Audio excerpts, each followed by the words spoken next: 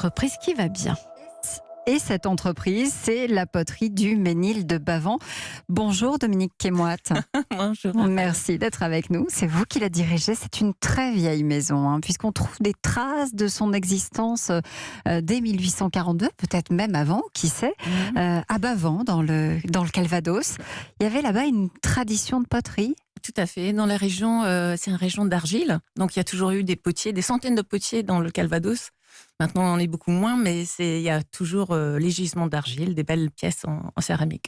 À l'époque, on fabriquait quoi sur place? Des tuiles et aussi les épis de fêtage. Alors ça, c'est un peu votre marque de fabrique. Qu'est-ce que c'est, les épis de fêtage? C'est quelque chose qui sert à décorer les maisons? Pas que. Au départ, c'était pour protéger un parti de bois qui ressortait de la toiture. Et donc, pour empêcher que ce parti de bois pourrissait, ils mettaient un genre de pot à fleurs par-dessus ce parti de bois. Et les potiers étant artistes, ça a devenu de plus en plus travaillé pour arriver à des choses, comme je vous ai emmené, des choses très travaillées, très comme colorées. nous avons ici sur Europe1.fr. Celle-ci, par exemple, surmontée d'un... Qu'est-ce que c'est? C'est une colombe. Une Donc colombe. ça, c'est, en effet, ça c'est un épi de fêtage, mais c'est un miniature, parce que vous pouvez imaginer que sur la toiture, à une hauteur de 15 mètres, on le verrait pas. Donc celui à côté, c'est le vrai taille des épis de fêtage. Celui-ci qui est juste à côté et qui représente un griffon. Un griffon. Qui choisit le modèle? Le propriétaire de la maison? Est-ce que c'est vous? Est-ce que vous avez des moules pour tout faire, pour tout imaginer? On a plein de moules, vraiment plein. Donc on peut tout faire. Justement, on nous demande de faire un chien là actuellement, mais souvent c'est les propriétaires justement qui vont choisir un thème. Il y avait des thèmes symboliques avec des symboles politiques avant, ou religieux.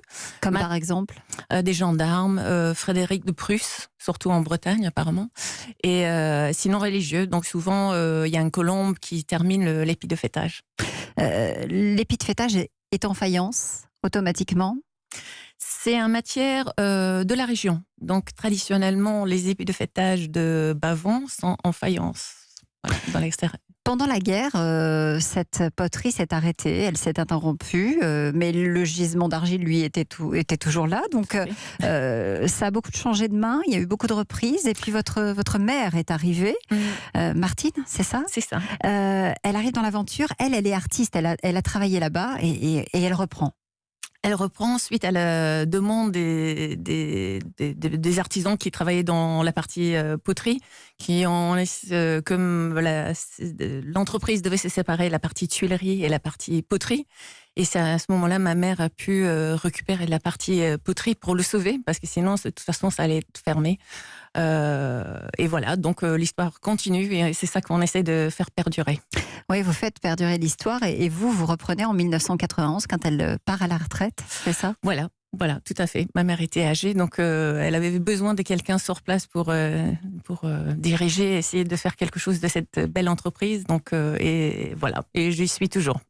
Oui, vous continuez à fabriquer, vous avez même racheté les bâtiments. Voilà, tout à fait, qui sont magnifiques. Eric, notre coach. Ouais, c'est loin de mon univers, en même temps c'est fabuleux parce que ça date, mais à mon avis j'imagine qu'il y a du numérique maintenant. Même plus, même pas, c'est toujours à la main. Non, toujours à l'ancienne. Toujours à la main. Bon, oui, non, voilà. c'est toujours à la main, c'est trop compliqué. On a trop de choix, c'est vaste. La collection des épis de fêtage de Bavent, c'est vaste. Donc, Alors vous voyez qu'on va finir par avoir des choses qui ne sont pas numériques. Eh oui, Voilà. ça existe Des vrais encore. artistes, C'est une activité très régionale ou c'est quelque chose qui se pratique aussi à l'étranger? Est-ce qu'on vient vous commander des épis de fêtage pour partir aux États-Unis, par exemple? Oui. Justement, on a eu des commandes du Mexique, assez étonnant comme pays qui sont assez forts en poterie aussi, mais aux États-Unis, au Japon. Partout en Europe. Voilà. C'est quelque chose qui se transmet, fabriqué un épi de fêtage. Vous êtes 6, je crois, aujourd'hui dans la fabrique. Voilà, donc là actuellement on cherche à recruter parce qu'il y a justement une personne, Annie, qui va partir en retraite. Donc, et ça s'apprend du temps. Ça s'apprend, il faut une volonté, il faut un touche artistique, il faut avoir de la patience parce que c'est comme tout est manuel, tout est assez long longue, il faut attendre des séchages, Vous des dites c'est un cuissons. peu comme dans le film Ghost avec Demi Moore, hein, quand, ça peut peut-être réveiller quelques passions. Tout à fait. Ouais, c'est passionnant, il y a la matière. Oui, Vous avez le label Entreprise du patrimoine vivant aujourd'hui. depuis plusieurs années. La suite, c'est quoi? Former, continuer à former pour que cette tradition continue? Tout à fait.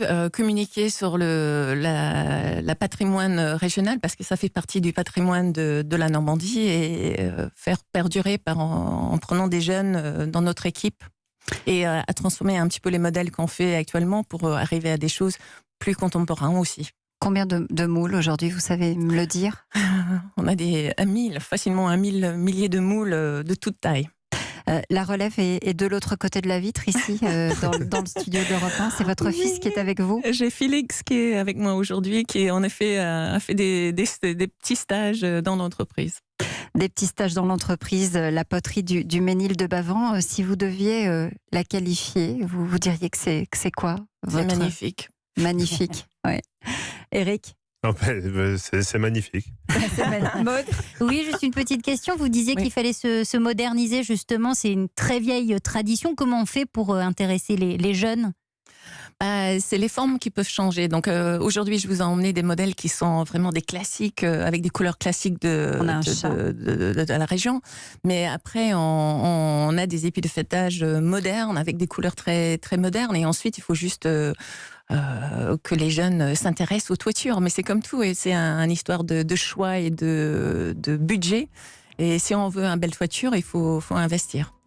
C'est la poterie du Ménil de Bavent. Merci d'être venu nous raconter son histoire aujourd'hui. Merci à Éric.